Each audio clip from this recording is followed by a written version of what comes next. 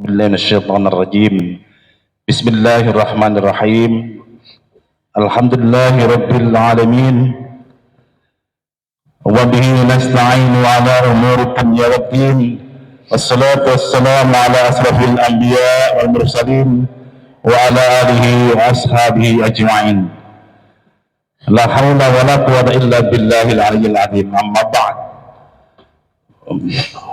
Yang kami muliakan Ustaz Profesor Dr. MZLCMA, beliau adalah lulusan Surabaya. Beliau pernah di Fakultas Dakwah, Ustaz Usuluddin, Fakultas. Hadirin, tak lupa kita bersyukur kepada Allah pada pagi ini beliau bisa hadir di tempat ini di tengah kita, dan ini kita memohon beliau bisa hadir di Al-Hidayah ini sudah setengah tahun yang lalu. Beliau menyanggupi untuk hadir di Masjid Al-Hidayah ini satu tahun hanya satu kali, karena padatnya beliau. Tadi malam beliau jam 9 baru selesai ngisi kajian di Surabaya, langsung meluncur ke Al-Hidayah. Alhamdulillah beliau sekarang ada di tengah-tengah kita. Beliau adalah pakar ilmu hadis, sudah melanglang buana ke seluruh dunia, beberapa negara di dunia, dan pernah ketemu saya di Madinah ketika tahun 2004-2005, ketemu di Madinah kita. Hadirin, mari kita ikuti dengan seksama kajian ilmu hadis yang memang yang beliau geluti selama ini. Mudah-mudahan kita mendapatkan ilmu baru ya, karena beliau baru pertama kali di tengah-tengah kita di Masjid Al-Hidayah Jalan Brawijaya ini. Hadirin, tak lupa salawat serta salam semoga senantiasa tercurah ke junjungan kita Nabi Allah Muhammad sallallahu alaihi wasallam.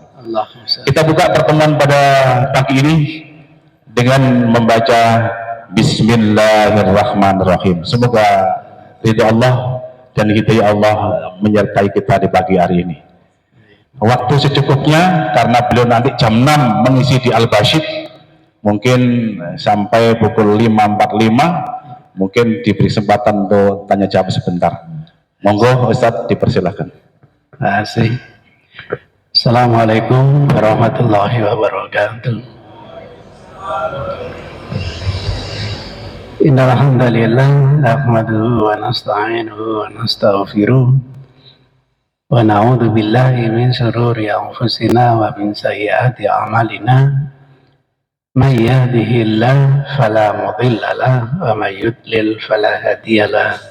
Amma ba'du.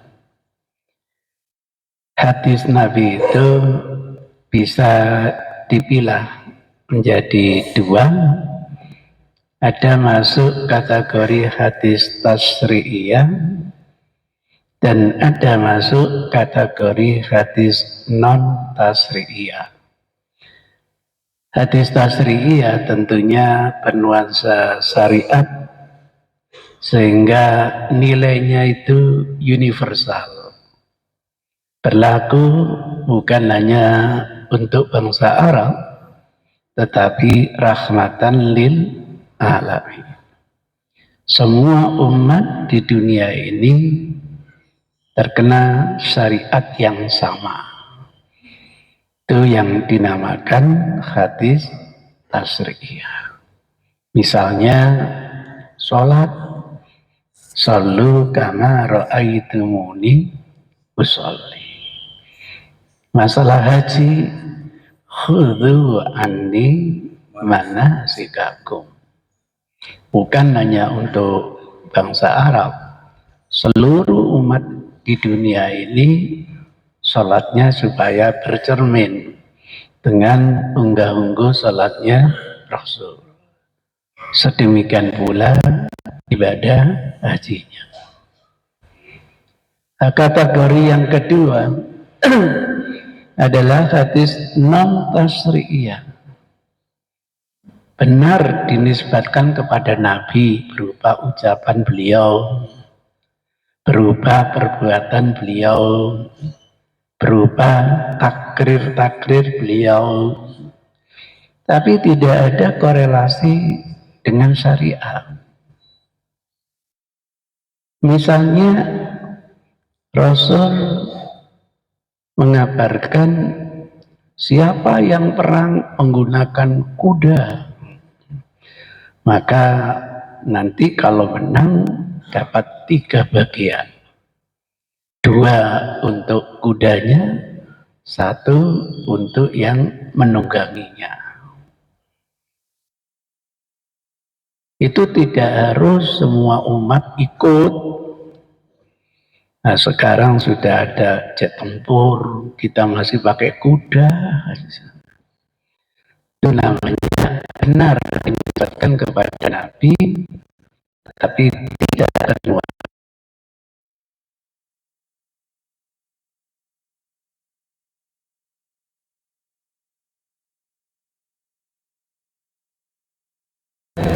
Ketika saya belajar hadis di Saudi Arabia, ikut training mubalik, enggak, semua hadis itu adalah tasrih, iya. Beda sudah kacamatanya. Gitu. Kenapa? Karena Rasul itu diyakini uswatun hasanah dalam segala hal. Maka seluruh unggah-ungguh Rasul bukan hanya yang dinisbatkan kepada Rasul berupa ucapan, bukan hanya perbuatan beliau, bukan hanya takrir beliau, sampai sifat khalqiyah wa khuluqiyah. Bagaimana caranya kita ittiba sunnah Rasulullah Sallallahu Alaihi Wasallam. Sehingga kalau ingin marah, kapan ya? Marahnya kayak Rasul. Pokoknya semua yang melekat pada Rasul supaya diikuti. Kalau tidak diikuti, sering temannya ini dianggap tidak nyunah. Tidak nyunah itu bisa berarti tidak ngerti sunnah, bisa berarti tidak nyunah itu artinya memang tidak mau ngikuti sunnah. Itu ceritanya.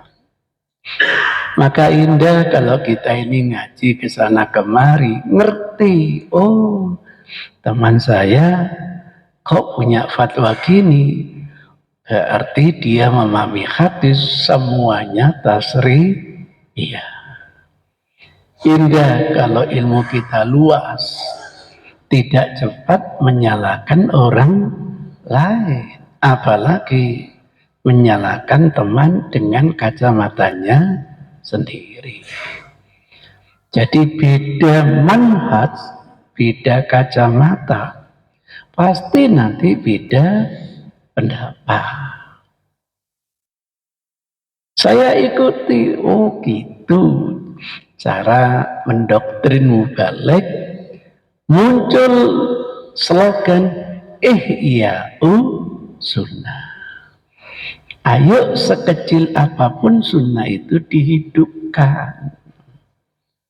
Muncul nanti kajian sunnah-sunnah yang terlupakan. Ada sunnah Rasul yang banyak dilupakan oleh umat. Mohon maaf, saya kasih contoh. Saya dapatkan misalnya belajar hadis, ambil kata kunci tahab bu asyam. Mana ini? Mudah-mudahan tidak salah nulis. Kelihatan dari belakang. Kalau kelihatan bagus, saya aja nggak kelihatan. Saking kecilnya. Mudah-mudahan tidak salah. Karena yakin ini di Abu Daud, sudah tidak usah ribuan referensi dibuka, cukup di Abu Daud. Loh, salah nulis berarti.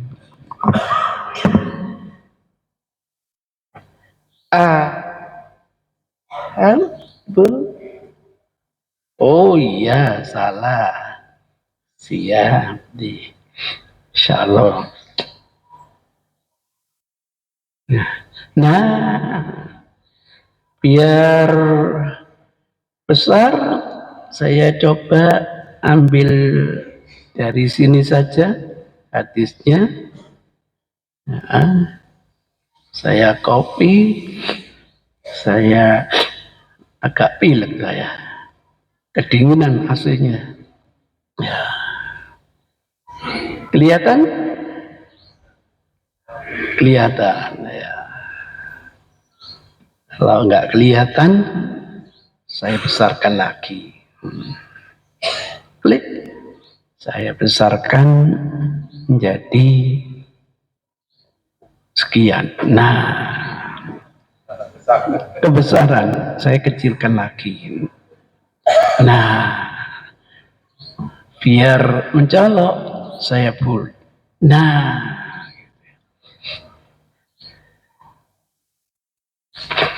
An Ummi Salama, salah seorang istrinya Rasul.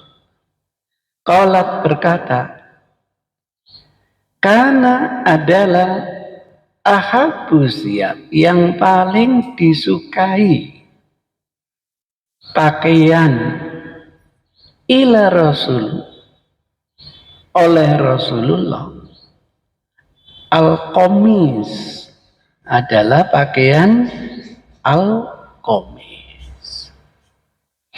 Pakaian yang paling disukai Rasul itu adalah al-qamis. Fasihnya begitu. Orang Mesir tidak bisa dirubah lajanya gamis. Nggak bisa ngomong kof. Diganti apa? Gabako pako. Itu orang Mesir. Di Indonesia sama kayak orang Mesir, gamis. Jadi pakaian yang paling disukai oleh Rasul itu adalah gamis. Menurut Bapak Ibu ini tasriyah atau bukan tasriyah?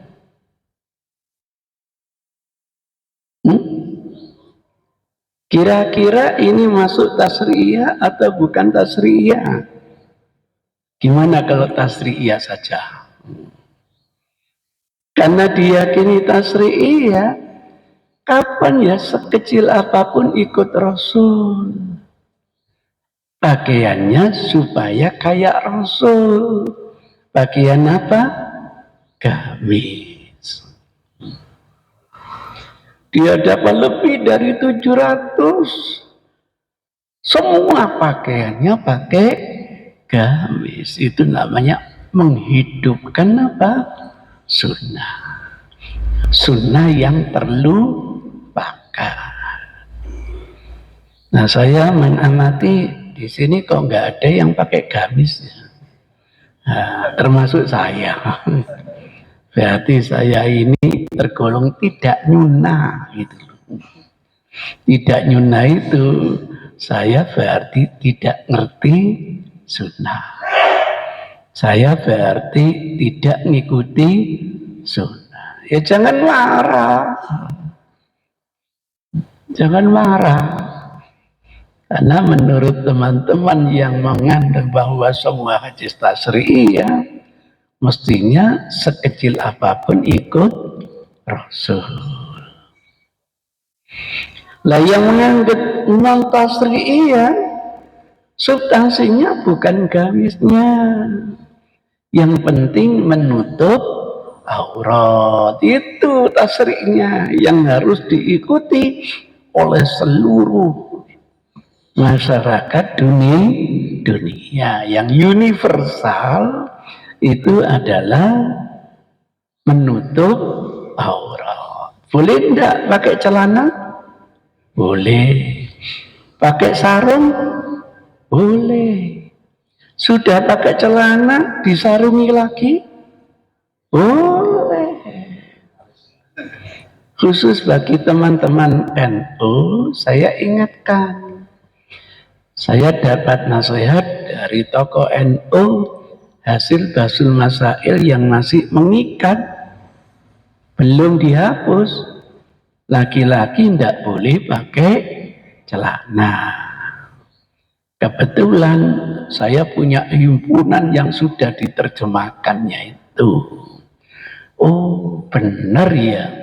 Dalam Basul Masail tidak boleh laki-laki pakai celana. Kalau nggak pakai celana, pakai apa? Sarung. Nah, ini pakai apa ini, Pak? Celana. Bukan NU. Kalau NU tidak boleh pakai celana. Ngantor pun pakai apa? Sarung gitu. Itu konsekuensi. Belum dicabut hasil basmah saya. Dan ada fatwa yang terbaru dari tokoh teman NU juga. Ternyata waktu sholat laki-laki itu tidak boleh pakai sarung. Terus pakai apa? Tidak boleh. Yang boleh itu sarungan dulu baru sholat. Jangan sholat kemudian pakai tidak boleh. Oh no, anekdot ini. Mohon maaf, saya suka guyon. Itu ceritanya. Nah di Muhammadiyah mau sarungan mau celana, tidak ada urusan. Yang penting rambu-rambu etika pakaian supaya diperhatikan. Itu ceritanya. Jadi teman-teman tidak usah nyalakan mereka yang sehari-hari pakai gamis. Saya hanya mengingatkan, gamis itu bukan hanya pakaian untuk sholat. Tidak ada teks hadis sewaktu Rasul sholat pakai gamis, enggak. Pakaian keseharian yang paling disukai oleh Rasul adalah gamis. Jadi nanti kalau macul di sawah pakai apa? Gamis. Itu namanya berpikir konsisten gitu. Nanti kalau main sepak bola pakai gamis enak. Bolanya dimasukkan gamis malah wayu peleng gol. Sak wong-wonge mlebu. Nek gak dijegal. Itu ceritanya begitu. Mengajak berpikir konsisten.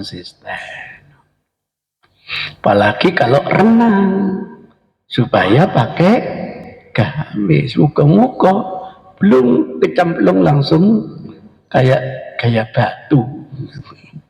Susah pakai gamis kemudian renang. Maka ada jamaah saya itu, waduh, kalau ngaji mesti tanya, sering tanya, seneng saya. Ditanya orang itu seneng kenapa? Tahu kebutuhan. Gitu. Lama akhirnya tidak ikut ngaji. Saya kira pindah kerja katanya ke Bali. Tapi kata teman, enggak Ustaz, enggak jadi pindah ke Bali. Loh kenapa? Enggak kelihatan. Ustaz, sekarang beliau itu enggak ikut ngaji sama kita. Oh gitu. Lah ngaji kemana? Ke sana sama teman-temannya yang bergamis. Oh enggak apa-apa. Ngaji itu kemana-mana boleh gitu. Bukan gitu Ustaz. Kenapa? Dan ngaji sama Ustaz itu katanya ilmunya Ustaz itu gak pokro. Oh Allah. Jadi gak ngaji sama saya itu alasannya ilmu saya gak pokro. Teman gak boleh. Sesama muslim kalau panjenengan tahu ilmu saya tidak benar, tolong segera dinasehati. Jangan dibicarakan dengan orang lain, bahaya. Nanti setan datang. Hadapi diskusi sama Ustadz, kenapa kok nggak pakai gamis begitu? Adik kandung saya memberi hadiah saya gamis, nggak saya pakai. Gitu. Marah-marah adik saya. Mau diajak nyunah nggak gelem. Loh, jangan marah gitu, Dek. Tanya dulu kenapa nggak saya pakai gitu. Kenapa nggak dipakai gitu. Nah, baru saya jawab. Nah, kainnya itu tebalnya kayak gitu, lengannya panjang lagi. Nah, saya itu kalau lengan panjang ongkep gitu. Kalau sudah ongkep kemeringat, kalau udah kemeringat gak bisa ngomong gitu. Makanya kalau saya jadi nabi, istri saya mesti ngabari. Pakaian yang paling disukai Nabi Zainuddin adalah lengan pendek. Itu ada alasan tertentu. Kalau boleh saya kaosan oblong, mendingan kaosan oblong santai gitu. Itu ceritanya. Karena saya pernah divisi oleh teman saya, sampean itu kemana-mana ceramah mestinya pakai jubah sampean. Kenapa? Kalau sampean pakai jubah, amplopnya tambah kandel. Wah, tiba-tiba gara-gara pakai yang begitu. Jadi itu ceritanya. Karena saya tahu orangnya, tahu rumahnya, saya telepon. Izinkan saya mau silaturahim, boleh apa tidak? Kapan Ustaz? Nanti malam gimana? Saya pas kosong. Oh iya kosong. Habis maghrib Ustaz? Enggak, habis sisa. Gimana? Oh enggak apa-apa. Tapi kalau habis maghrib waktunya sempit. Kalau saya bisa nanti waktunya longgar. Saya datangi Pak. Biasa gitu itu. Saya datang ke sini untuk dua hal. Satu, silaturahim. Yang kedua, klarifikasi. Tentang apa Ustaz? Panjenengan nggak ikut ngaji lagi sama saya karena ilmu saya tidak pokro. Siapa Ustaz yang bilang gitu? Mau saya teleponkan orangnya. Iya Ustaz, baru ngaku. Saya tidak akan ngomong kecuali yakin informasinya. Tolong teman, kalau ada kekeliruan pada pribadi saya ini manusia biasa, tempatnya khilaf, jangan dibicarakan dengan orang lain.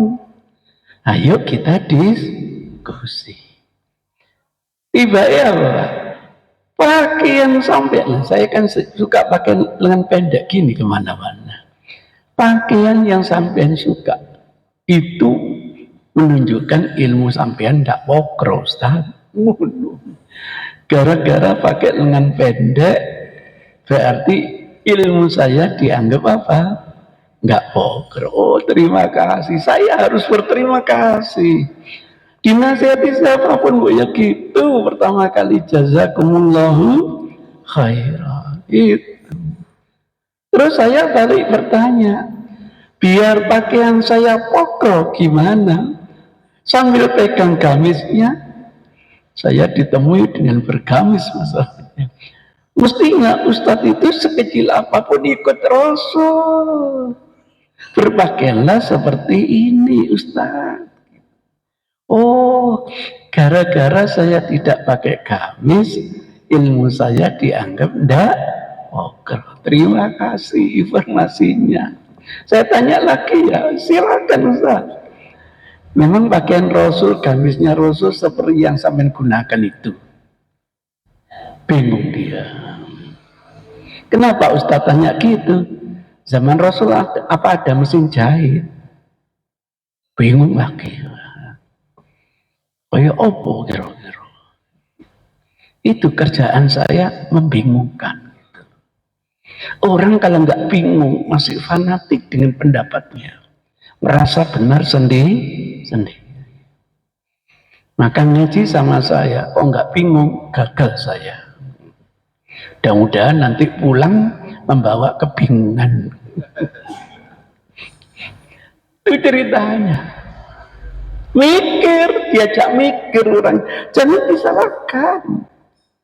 Setiap kita punya ego, nggak mau kok disalahkan. Pencuri, jelas pencuri, ketangkap. Kita bilang, itu mencuri. Siapa mencuri? Itu buktinya. Ini saya selamatkan. Ngeri.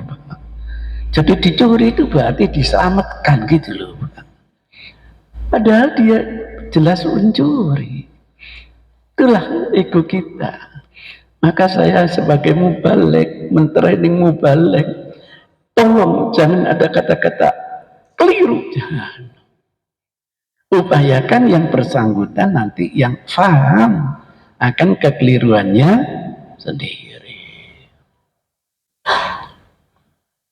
Kalau bukan gamisnya Rasul, terus gamis apa? Enggak, saya ingin tanya saja. Kira-kira zaman Rasul apa ada kain seperti yang sampean gunakan? Mesin jahit seperti yang sampean gunakan? Mikir. Kira-kira gamisnya Rasul kayak apa? Nah, berarti dia mau ilmu. Kalau mau ilmu, ditunjukkan hatinya, tidak boleh dari hafalan. Itu cari ini, gitu. Tidak percaya, itu cara dakwah yang saya anggap efektif. Tunjukkan dalilnya, suruh baca sendiri, doktrinnya, timbangannya, cari ini. Wis, ikuti hadis ini. Saya tunjukkan Rasul itu kalau berdoa sambil angkat tangan, kelihatan putih ketiaknya. Hadis itu. Waktu doa minta hujan, kelihatan putih ketiaknya. Sekarang saya mengklaim gamisnya Rasul lengan pendek, bukan lengan panjang. Saya praktekkan Rabbana hablana. Kelihatan ketiak saya? Tidak. Berarti ini bukan gamisnya Rasul.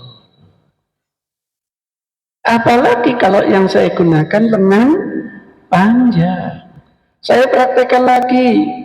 Rabbi habli minas shalihin. Kelihatan ketiak saya? Tidak. Saya ulangi lagi. Rabbi auzi'ni an ashkura ni'mata. Kelihatan? Kelihatan apa tidak? Enggak. Yang bilang enggak itu kasihan. Kenapa? Ilmunya belum makrifat. Wah, kalau ada yang punya ilmu makrifat, tahu. Ternyata apa? Ketiak saya warnanya putih. Sama dengan ketiaknya Rasul warnanya putih. Bedanya kecil. Rasul putih memplak, punyaan saya putih mangkat. Itu aja. Itu gamisnya Rasul. Kalau Rasul sujud, yujafi anjambai, memekrokkan tangannya sehingga kelihatan putih ketiaknya. Hadis itu. Nah, kalau ada hadis seperti itu, kalau gitu gamisnya Rasul seperti apa? Seperti apa? Kalau angkat tangan kelihatan ketiaknya. Kalau memekrokkan kelihatan ketiaknya. Seperti apa? Ayo. Touching wet. You can see. Kata ketiakin. Kalau bukan you can see apa? Itu ceritanya. Ini bukan mengada-ada.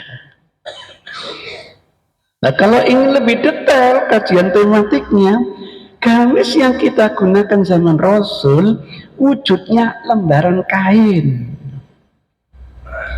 Nasihat Rasul kalau sempit, fa'tazir bihi, bebetkan, sarungkan.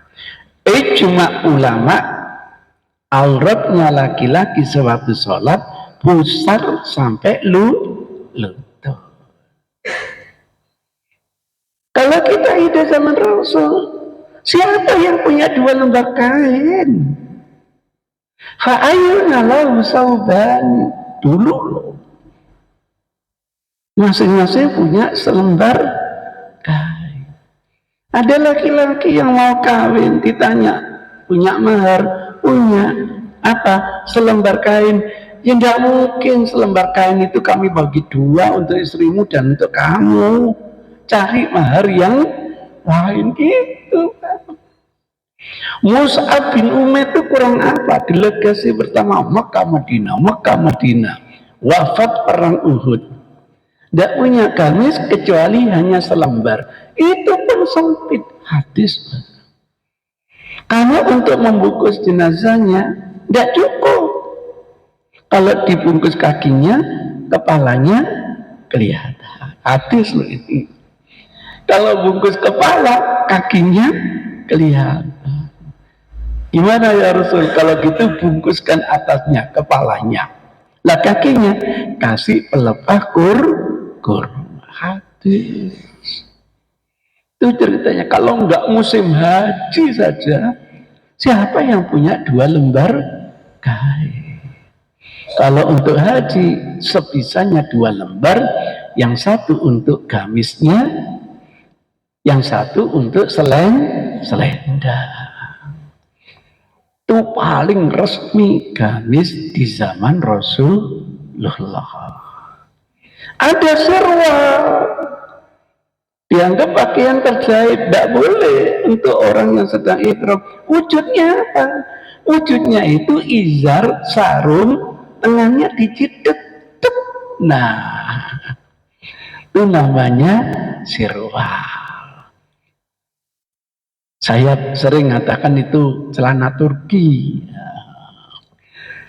Kalau di Indonesia dulu pernah tren, tidak tahu tahun 70 berapa, mungkin Bapak Ibu belum lahir. Namanya jutbrek. Kulot, bukan jutbrek, kulot. Kalau saya istilahkan itu pakaian tandak bedes. Iya, waktu kecil kan gitu pakaiannya. Itu sirwal yang terjahit. Nggak tahu dunia kayak apa zaman Rasul itu. Untuk jahit kiswah itu. Jarumnya seperti apa?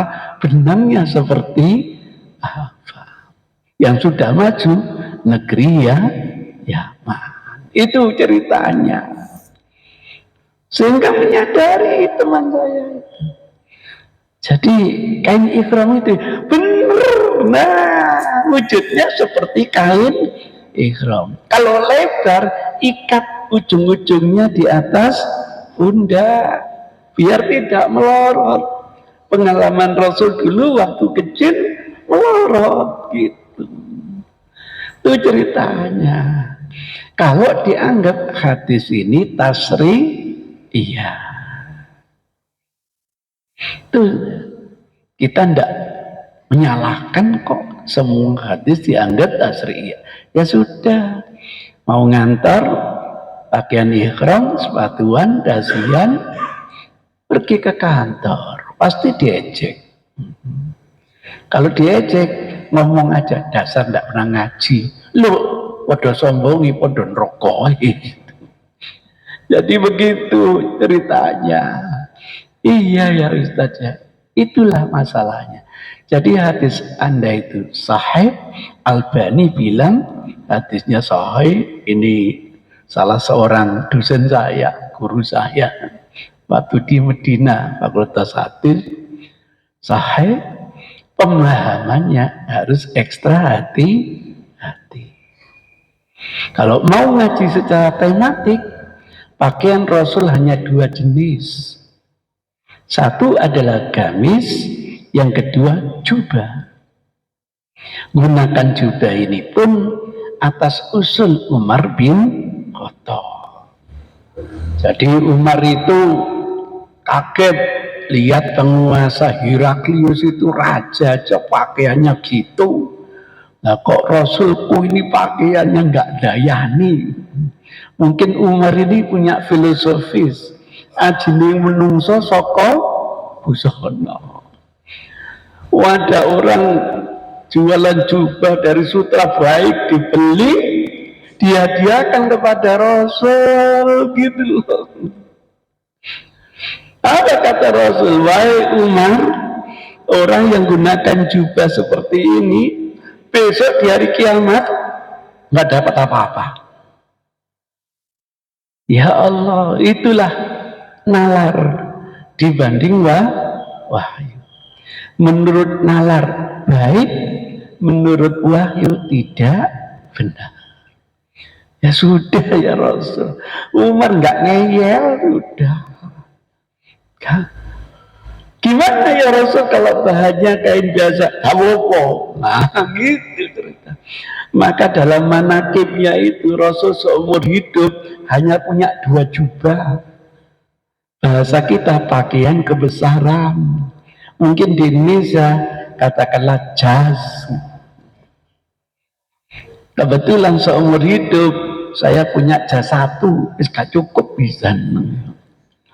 Makanya nggak saya pakai. Saya pakai kemeringet mana ya aku. Itu ceritanya. Tiba-tiba Umar kaget. Kaget apa?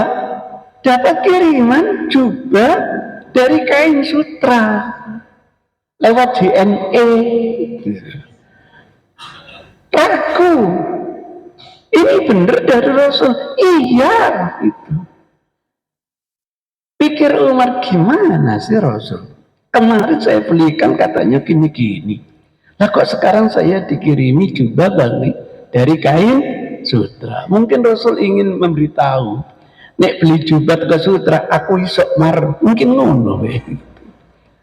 Dibawa jubahnya itu klarifikasi. Bener ini jubah hadiah dari panjenengan. Iya. Tapi kan kemarin Rasul sampean bilang gini-gini. Iya. Nah kenapa saya dikasih hadiah? Hai Umar, saya kasih kamu kadang bukan untuk kamu pakai. Akhirnya oleh Umar jubah sutra itu dihadiahkan temannya yang masih kafir yang ada di kota Makkah. Hadis gitu. Sehingga Rasul pakai jubah tapi bukan dari bahan sutra. Wujudnya apa? Lembaran kain lebar, tengahnya dibulati, dibolongi untuk dimasukkan kepala, dicedet kanan dan kiri. Bahasa kita jas udan kelelawar gitu. Iya, sampai suatu saat dalam hadis ketika Rasul ingin wudhu, tidak bisa memasukkan air dari atas lewat bawah. Hadis begitu. Itu ceritanya. Oh, kajian tematik paham. Walaupun Rasul punya pakaian kebesaran, tapi hari-hari itu Rasul lebih suka menggunakan pakaian yang sederhana. Itu pesan moralnya. Andai kan ada yang lebih sederhana dari ini, saya pakai. Nah yang saya pakai ini rata-rata bukan pembelian istri saya. Ini hadiah dari jamaah. Awalnya lengan panjang, dipotong oleh istri saya. Kalau nggak dipotong, nggak digawe. Gitu. Itu ceritanya begitu. Sehingga tidak mungkin hadis ini dimasukkan tasri. Iya. Yang penting menutup aurat. Kalau bisa yang sederhana seperti bimbingan Rasulullah. Enak kalau kita diskusi. Jadi kalau saya pakai pakaian gini, kira-kira nyunah atau tidak? Nyunah. Sehingga waktu pelatihan saya nggak sabar angkat tangan. Silakan tanya apa? Istighfar. mau apa kamu? Kalau seluruh yang dinisbahkan Rasul itu bagaimana guyub kita jalani, Rasul itu dalam manakibnya, kitab Syama'il yang disusun Tirmidzi dan lainnya, rambutnya panjang sampai ke pundak. Saya boleh melihat rambut Syekh, kawan yang buka. Kenapa? Pendek. Berarti saya sendiri tidak nyunah gitu loh, tidak mengikuti sunnah. Kan katanya semua yang melekat pada Rasul harus diikuti. Rasul itu biasanya kalau makan dengan 3 jari. Iya, kalau makan kurma enak. Bareng makan sop buntut, kipat-kipat sampean gitu. Gitu aja. Ada YouTube, ada yang namanya WA. Rasul mengajarkan makan dengan tangan. Yahudi mengajarkan pakai sendok. Ya Allah, kenapa dipermasalahkan? Mau pakai garpu kan? Pakai pisau kan? Pakai yang masupet kan? Kenapa? Memang nggak boleh ngikuti Yahudi. Nah, sampai komunikasi pakai HP, ayo ikuti Yahudi juga. Kenapa seperti ini dipermasalahkan? Kalau efektif menggunakan sendok, kenapa tidak pakai sendok? Saya terbiasa, kenapa kalau makan tidak pakai yang namanya kuah? Lebih baik cemek-cemek, karena bisa menikmati dengan tangan. Itu aja. Nah, kalau airnya banyak, ya apa gitu. Itu ceritanya. Ternyata diselidiki, jari-jari mengandung racun, tangan mengenai makanan sudah kena racun, gampang untuk diproses mempermudah. Itu salah satu hikmah. Makanya hati-hati ambil nasi, jangan pakai tangan, pakai sendok. Nanti sisanya akan bau basi karena ada zat racunnya. Itu misalnya begitu. Tapi bukan berarti setiap makan mesti pakai tangan. Lihat tuh gambaran mana yang tasri'iyah, mana yang non tasri'iyah. Dengan cara berpikir segitu kita akan paham. Oh, teman saya itu kemana-mana pakai unta. Oh, memahami bahwa hadis Rasul pakai unta itu tasri'iyah. Gak usah disalahkan. Memang itu yang namanya mindset, manhaj atau pola pikir. Iya Ustaz, kalau di Indonesia ada unta, Ustaz kemana-mana saya pakai unta. Saya doa, mudah-mudahan dauno untain. Oh, sudah ada mobil, sudah sepeda motor, sih mulai unta. Gitu. Itu ceritanya. Jadi seneng kalau kita diskusi, mau ngaji kemana-mana. Itu nanti bisa dapat ilmu sana, ilmu sini. Sebagaimana yang dinasihatkan oleh Rasul, orang muslim itu alladzina yastami'unal qawla, siap sharing idea, dengar sana, dengar sini. Kalau tidak ada penyakit fanatik kepada gurunya, a priori kepada orang lain, yasrah sadrahu lil Islam, gampang mendapatkan hidayah. Ketek kok yang lebih mantap waktu ngaji di sana. Itu bagian karunia Allah. Insya Allah Ustaz, waktunya tinggal 5 menit. Terima kasih. Oh iya, saya akhiri kalau gitu. Terima kasih karena ditunggu jamaah yang lain. Billahi hidayah wa taufiq. Assalamualaikum warahmatullahi wabarakatuh.